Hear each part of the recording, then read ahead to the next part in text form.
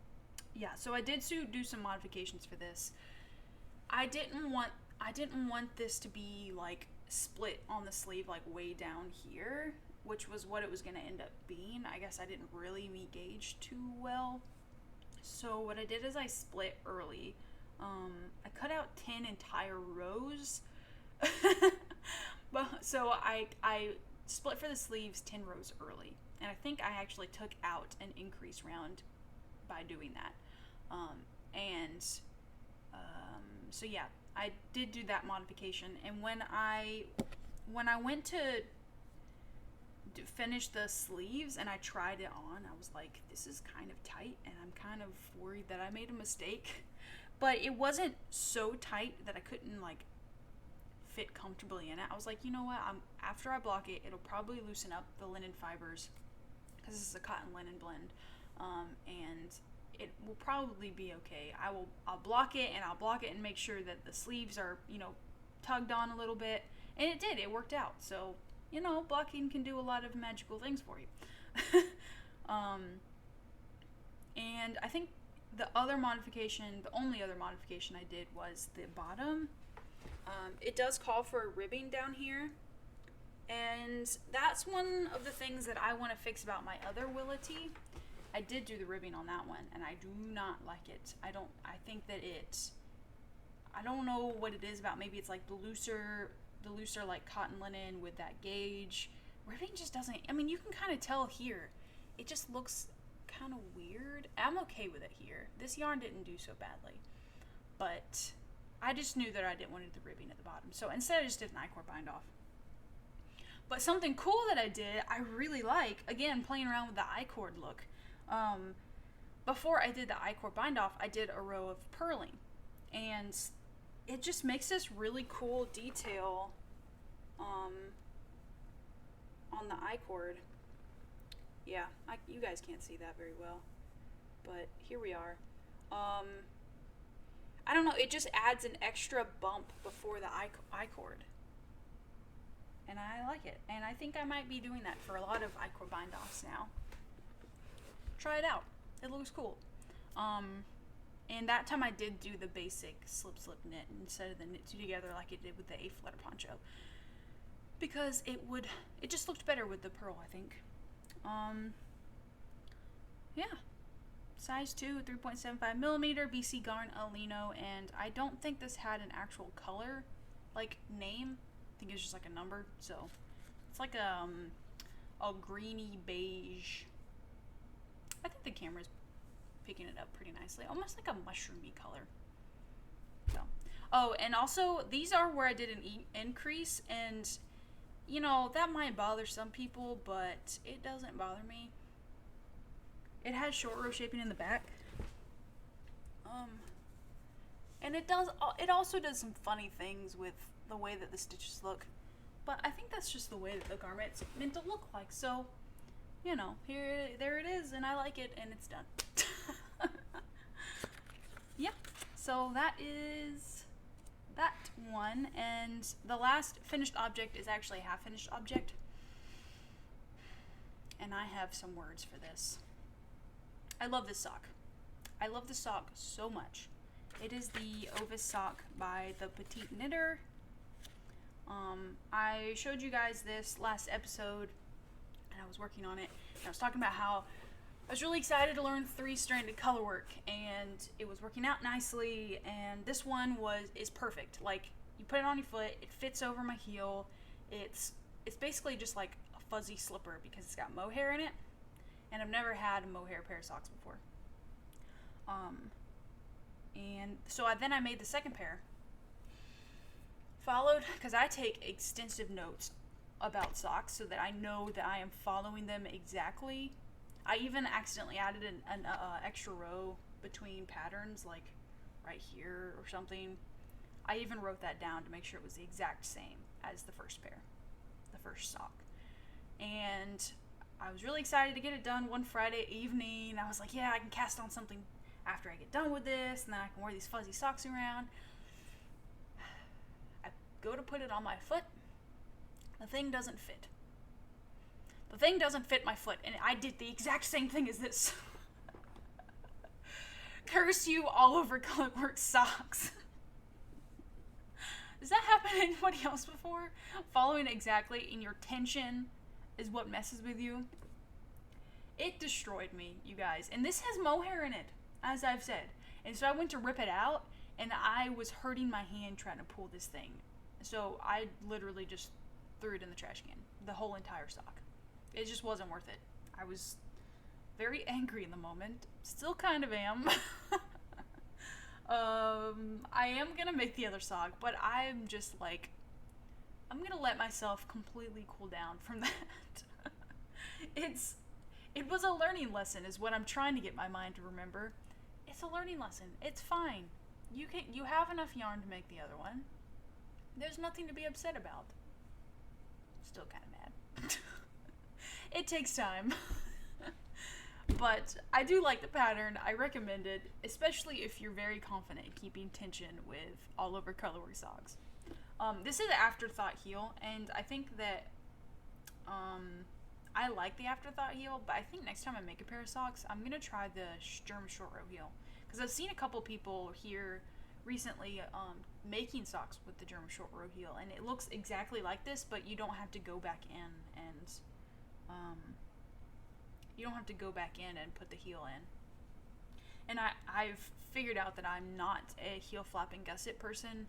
I've made several socks like that, and I just don't like the way they fit. I don't like making it, so it's just not for me. I've been knitting for several years now, and I still don't know how to make my go-to sock pattern. So, eventually maybe. I'm not really a sock knitter though, so not really too hard on myself about that.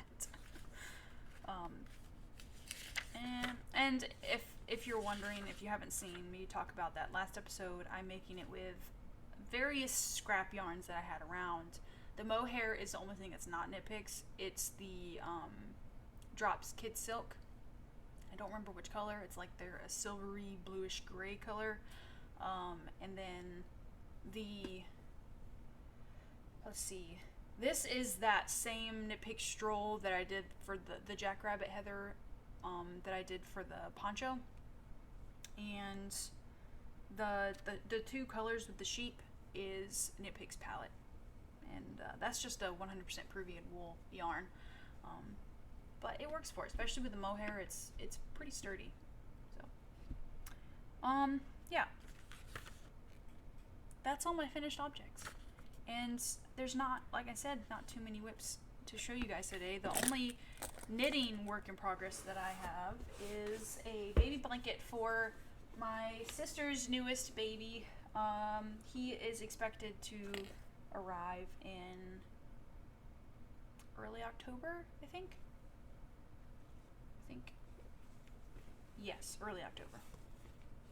And this pattern is called Ciuf. It's an Italian designer, and I'm pretty sure that's supposed to mean choo choo because of the train design. Anybody who speaks Italian, is that what that means? The designer actually didn't have an English version of it at first, and she went back and made one, which was wonderful. Here it is. It's got a little train on it, and then this really cute like weaved detail.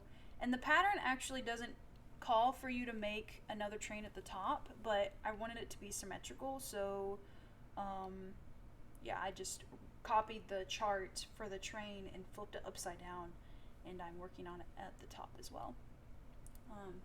Oh, and the designer's name is Filomena Lanzara. Hope I said that right. It'll be in the screen when I introduced it, it would have been down there. And the yarn I'm using is Knitpicks Heatherly, which is a new yarn that they had. It's a blend of, it's 80% acrylic and 20% merino wool. I'm not an acrylic person.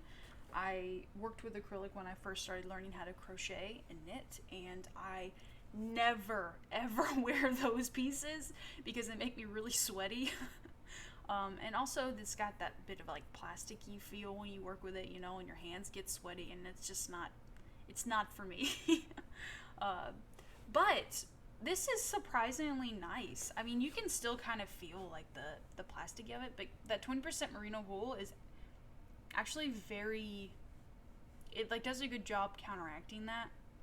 And the knitted piece is very soft, and it's washable. So if my sister's baby does decide to throw up on it, which I'm sure will happen, she can just stick it in the washer and it won't shrink or anything like that. And I'm sure it'll actually soften up after the first wash. I'll probably wash it before I give it to her, just so I know it's okay. It doesn't pull another yarn break on me, like apparently can happen with washing a garment. I'm almost done with that. I'm more than halfway done with that chart, and once I'm done with the chart, I'm just gonna do another garter edge like what I started with here and bind off. I'll probably finish it today. I'm hoping to finish it today because I have something else I want to cast on really, really badly. I'll talk about that in a moment. I'm using actually, I don't even have a page in my journal about this, because I knew it was going to be a really quick knit. I'm using a 4mm needle for this, and the colorway is Cabana. My sister picked it out. Really pretty, light blue. I think Cabana's a really good name for it because it does look a bit tropical. I don't know. I did make her first kid's blanket as well, but I crocheted it. I don't actually think that I showed you guys that. No, I don't think I was podcasting when I made it. I crocheted him a blanket when she was expecting him sometime soon, and his like bedroom theme is airplanes, so I crocheted this blanket with, like, if you've ever worked with crochet, you know that you can do you can skip stitches and it'll leave like a gap. It's almost like a yarn over with knitting, but basically those gaps made little airplanes, like biplanes, all over it, and it was really cute. But it was in like a dark navy blue, and so this baby's bedroom theme is going to be trains, and I'm doing this light blue, so it's gonna be cute. I'm excited to give that to her. Yeah, so there's that one, the Ciuf blanket. And my last work in progress is not knitting. It is actually cross stitch. And if you saw last episode, you know that I did a really big accomplishment finishing. Where am I putting this? I finished my like 5-year-long cross stitch project, and I was really excited to cast on something. I say cast on, it's cross stitch, it's not casting on. I was really excited to start a new cross stitch project, and so I did. I went to the craft store and got all the colors I needed. I just got really excited to like clear out my my bins. I use these plastic bins for my cross stitch project. I have 2 of these. One of them is literally just holding all the DMC floss that I own, and then the other one is for current projects that I am working on. And I put all the colors there, and then I have these extra middle pockets for like all my notions, my bobbins, extra thread that I can use again, scissors, chapstick, the necessities. And this actually is for another cross stitch project that I'm going to do for a friend. He loves huskies. He owns a husky, and I found a free pattern on Pinterest of a really pretty like husky face. So that's what all those are for. I'll be doing that one next. But yeah, this is the color palette for the project I'm doing now. But yeah, I got really excited to like clear out this bin here and put all the new colors in. I don't know, I'm an organization nerd, so I really liked that part of the process. You know, making all the floss colors on the bobbins and like sticking them all in their little compartments. Anyway, but I've been going crazy on this thing. It's pretty crazy how quickly cross stitch patterns can go when you're not doing a full coverage pattern. It is so cute though. My frame's covering it a little bit. Actually, you know what? Let me just take this out. because I'm going to need to move it anyway. I got these frames on Amazon. They're really cool. I actually won't be able to hang this up in this because it's just a teeny bit too small, but I might frame it. I might get a bigger hoop that fits it, but anyway, these strands I'll be using those. That's why they're just hanging there. And I haven't done the back stitching yet. There is going to be back stitching on basically everything, but I wanted to do that really satisfying thing where you take a picture of it before you do back stitching and then after, and it's crazy how cool like the difference is. So I'm excited about that. And this pattern is in a book called Cross Stitch for the Earth. The designer's Emma Congdon, and she actually has an Instagram. I looked her up. She has a lot of really cool designs. That's the book. I bought it on Amazon. And the pattern is called... Let me find it. I actually don't think it has a pattern name. But the saying says, enjoy all the little things. I'm saving that bit for last. This is what the finished piece is going to look like. It's cute. Really enjoying that. I am excited to finish it and frame it. And it looks very like autumny, so it's kind of perfect timing. I definitely kept that in mind when I was choosing what I was going to do next. That's what I've been working on. I do have some stuff about future plans / acquisitions. So if you want to hear what I'm going to do next or see what I bought, stick around. This first thing was kind of like a birthday buy for me. My birthday is on September 4th, so ramping up for some birthday knits. Birthday / autumn knits. Oh, did I finish my coffee? No! There's still coffee here, but it's cold. This is what I get for drinking my morning coffee while I'm podcasting. Dang it. I'm gonna have to make another cup. Anyway, I bought some yarn from Purl Soho, which was my first time buying from them. I really like trying out new brands. Like, Knitpicks is my safe fallback.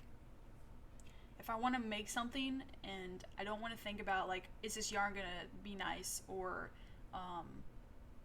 I just really want to make something like cheaper, you know, because Knitpicks is fairly affordable in my opinion, for like 100% wool kind of things. You could always go with the cheaper option and buy acrylic, but as I said, not acrylic fan. Why am I going? I'm going into this tangent. Nobody asked. Anyway, I bought Purl Soho yarn. I bought their good wool. I was gonna buy a linen quill, but then I saw how expensive it was. Everybody is just like making half and half triangle wraps, and they're like, oh, I use linen quill, and I'm like, oh, I really want to do that, and then I see the price and I'm like, oh, I think I'm gonna buy something else. I've been going a bit crazy buying yarn, more than usual, so I'm trying to restrain myself a little bit. And good wool is a really good price, I think. I bought 2 of these and 3 of the purple because I am going to make the Witching Hour Poncho by Dear Ingenue, I think is how you pronounce that. She has this collection of really cool, like, witchy things. It's basically like the main motif is a bird skull. Hello, I freaking love birds. It's perfect. And Kat from Heather and Hops, a couple of episodes ago, she was showing her arachnid sweater, I think is what it's called. It's like spider webs and stuff. And at the time, I was like knee deep in summer knits, and I was watching her make that, and I was like, I really want to do a Halloween colorway sweater so bad. So I restrained myself for a little bit. I just let myself finish some summer objects, and then it got really close to like my birthday, and not that it's cold outside, but it's definitely like dropped a solid like 10 degrees on average here recently, and I'm like, you know what, it's time. So I looked up some Halloween spooky stuff on Ravelry, and I saw that, and I was like, okay, that's it. I have to do it. And what's really cool is it was actually brought to my attention by Kat from Heather and Hops on her Instagram that she's actually that designer and another one are collaborating on a knit along starting, I think it was August 15th through November 15th. They're doing the Skulls and Shrooms Knit Along 2022. That's the hashtag for it. And I was already planning on making this design before I even saw that, so it was kind of perfect. So I will be participating in that, and you guys should too, for sure, because she has so many different designs. There's like a cowl, a pair of mittens, the sweater, or it's a swancho, but I actually sidetracked. I think I'm going to modify this to be just a plain sweater, but I'll get more into details about that when I've actually cast it on for next podcast. Who knows? I may even have it finished before next podcast, because I think this is the only thing I'm going to be working on. But yeah, you guys should go check out that knit along. It's on Instagram. I don't know if she's having it anywhere else. Maybe Ravelry. I'm not sure. You'll have to go check that out. But yeah, so I actually already have stuff caked up. I did some swatching. I met Gage with this, which is really nice, with a 4mm needle, which another reason why I haven't cast it on yet is because my baby blanket is going to be, or is using the 4mm, so I didn't want to like have to take the needles out, and yeah, so I'm waiting on it to finish the baby blanket first. And you guys, this stuff smells so sheepy and wonderful. I love it. It's just so squishy. I missed wool. I missed it so much. So that's that. And then my other acquisition was, I went, actually for the first time, I bought stuff from yarn.com, I think. It's like websyarn.com. I don't know which is their actually name, if it's webs or yarn.com. But anyway,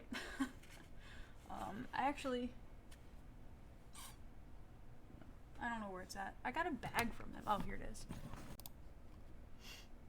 So my OBS cut me off. Luckily it was like not too long ago. It was only like the past 10 minutes. Anyway, I think where I left off was showing you this bag. And I also went and heated up my coffee. I don't even know if that part I don't even know if that part was before or after it got cut, but I was talking about how my coffee got cold. So it's warm now. This is the bag.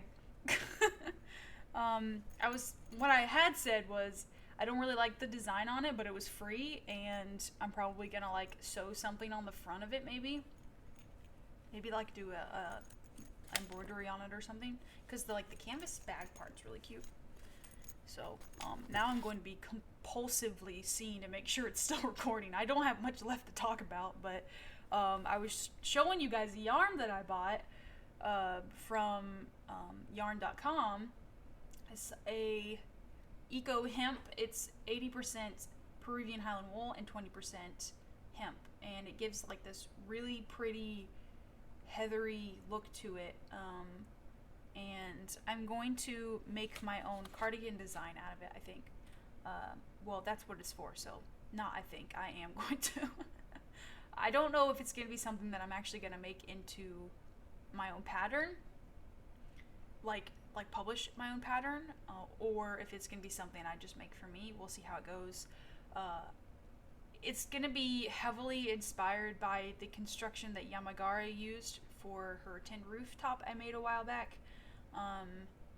It's just really cool the way that it's made in pieces is like you do one half and then the other half, and they're split down the middle, and you use Russian grafting to put them together.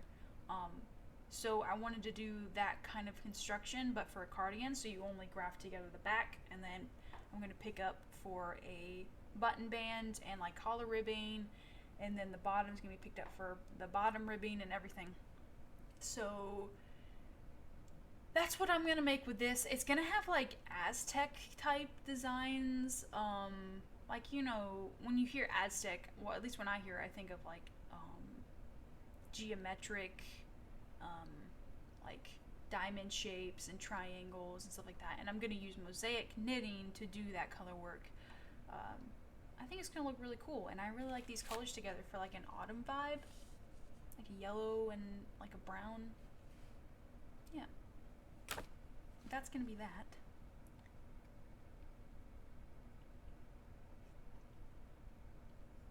Nice and warm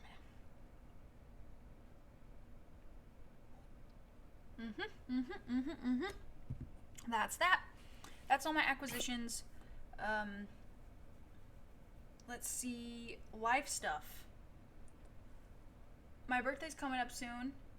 I'm actually gonna go see my family the day before my birthday because my nephew's birthday is coming up and they're gonna have like a family gathering, so that'll be fun. And then I don't think I'm doing anything for my birthday. I'm a very stay-at-home person. I'll probably ask my husband to like, let's go grab a bite to eat. Probably gonna go to like Mellow Mushroom and get my favorite pizza from there, Pacific Rim Pizza.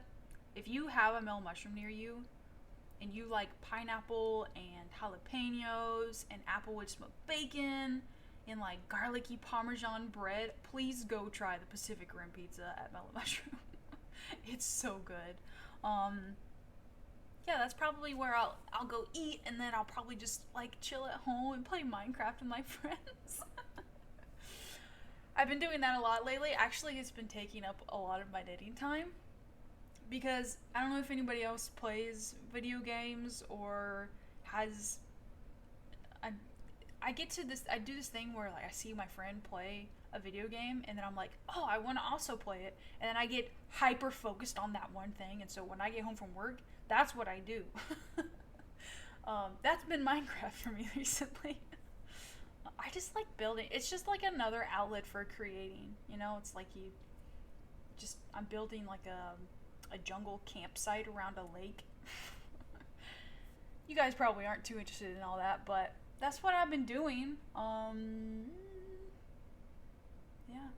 My husband and I booked our anniversary cabin trip for at the end of October, and we're gonna go to Tennessee this time, which is the furthest north we've gone for anniversary cabin trips. And of course, me being a crafter of fibers, I looked up if there was any yarn shops nearby, and there is. Well, it's a little far away, but we're gonna hit it on the way home. It's in Gatlinburg, actually, which is already a really pretty town, and it's called the Blue Ridge Spinnery. I looked at their like Google pictures that they have. It's so cute. They have a bunch of like big spinning wheels, and of course they have like unspun fibers, which I don't do like spinning stuff, but I can still appreciate the wooliness of it. And of course they have like skeins of yarn and stuff, so I'm really excited to hit that shop on our way home and probably buy sweaters quantity worth, because that's what I do. We go on vacation for our anniversary, and then I want to make a sweater out of yarn that I bought at that trip as like a memento kind of thing. I think last time I bought some Barocco Ultra wool, I think is what it was called, and I made I can't remember the name of it, but it was a Sari Nordland design. Lume pullover. It has like these cute little like flower detail, like a big flower detail on it. Anyway, so now when I look at that, I think of that anniversary trip that we went on, and I don't think I bought yarn the time before. No, I did. I did buy it because we went by a yarn shop. Oh, it was some superwash merino, and I made the Nordiska sweater by Caitlin Hunter out of that. So that was the other one I bought. So we'll see what I buy this time. That's still like 2 months down the road, but you guys will definitely hear about that on my November podcast. I don't think there's anything else. Everybody's always like, live stuff. Here's all the things that I have been doing and planning, and I stay at home, hang out on Discord with my friends and play video games and knit. That's my life stuff. Actually, I have been kind of like exploring new podcasters, and one that is really stuck out to me is I should have wrote it down. I think it's called WOOLMAKETHISWORK, and her name's Linda. And I love her aesthetic. It's like very moody lighting, like it's like not as bright, and she has a lot of designs by Ozetta, and I love Ozetta's designs. So yeah, I've been really enjoying her podcast. And also, this isn't new, but Bethany from WellLovedKnits has been a staple podcast for me recently. Like, she's been going through what she's called a baby knits marathon, and I don't have a kid. I don't plan on having a kid, but I love seeing like those little just miniature garments that she's making, and they're all super cute. And also she's just like adorable and super sweet. And I commented on one of her videos once that she has the most like professional yet welcoming and like cozy vibes. The other new podcast that I've been really enjoying is Laura from the Knitting Pickle podcast. I literally just looked it up and I already forgot the name. Okay, so anyway, she's amazing. She's making a bunch of designs that are super cute. But I really like her podcast. She's got this vlog that she recently posted, and I'm not usually like a vlog person. But that was such a nice like vlog. I don't know what it was about it. It was just like a really nice little watch. And she has persuaded me to make the Hemingway shorts, which I'm sure you probably heard about. I have a bunch of this left over still, this Knitpick Stroll. I have 3 skeins of this, and they're 231 yards of fingering weight yarn. I have 3 of those. I don't know if that's going to be enough to make one, but I don't know what else to make with this, so I think I'm going to try to cast that on sometime too. Probably should have said that in the future plans section, because a lot of people probably just left after I got done with that. Those of you who stuck around got an extra bonus future plan. Just making sure that it didn't stop recording on me again. So anyway, yeah, I've been really enjoying watching those podcasters while I knit, or even like while I'm working. Just something to throw on and listen to and get kind of inspired. But yeah, that's all my like life stuff. Thanks for hanging out. Go follow me on Instagram, give me a like, subscribe, all that stuff. You can if you want. If you don't want to, it's fine. I'm still gonna be here. I got some really good like comments and stuff on my last few videos, and it does warm my heart to see people are appreciating, you know, the content that I'm making, and they enjoy seeing what I've been up to. So yeah, leave a comment if you want. It does bring a lot of joy to me just to see somebody say, hey, I like your stuff, or hey, I made this while I watched your podcast. Like, that's just the best thing in the world, honestly. Yeah, so thanks for hanging out and listening to my rambling and seeing what I've been working on. And I hope you have a wonderful next month coming up, and I hope it cools down for you, and just that your life is good. So I'll see you guys in the next one. Bye.